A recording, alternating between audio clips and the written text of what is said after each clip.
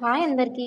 మీరు తిరుపతి గంగమ్మ జాతర గురించి వినే ఉంటారు. దానికొక చరిత్ర ఉంది. అదేంటో తెలుసా? పూర్వం తిరుపతిని పాలెగాళ్ళు పరిపాలించే రోజుల్లో ఒక పాలెగాడు తన రాజ్యంలోని అందమైన యువతులను బలాత్కరించేవాడట. కొత్తగా పెళ్ళైన వధువులంతా మొదటి రాత్రి తనతో గడపాలంటూ ఆంక్షలు విధించేవాడట.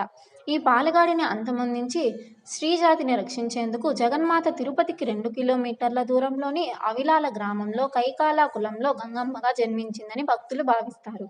యుక్త వయసుకొచ్చిన గంగమ్మపై యథావిధిగా పాలెగాడి కన్నుపడి ఆమెను బలాత్కరించబోయాడట. దీంతో గంగమ్మ తన విశ్వరూపాన్ని ప్రదర్శించిందట.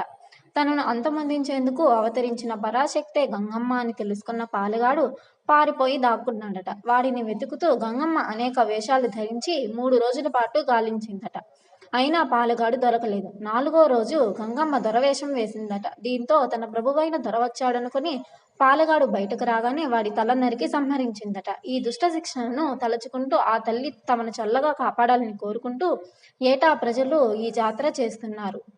మీకు గంగమ్మ తల్లిపై నమ్మకం ఉంటే మన ఛానల్ని లైక్ చేసి సబ్స్క్రైబ్ చేసుకోండి.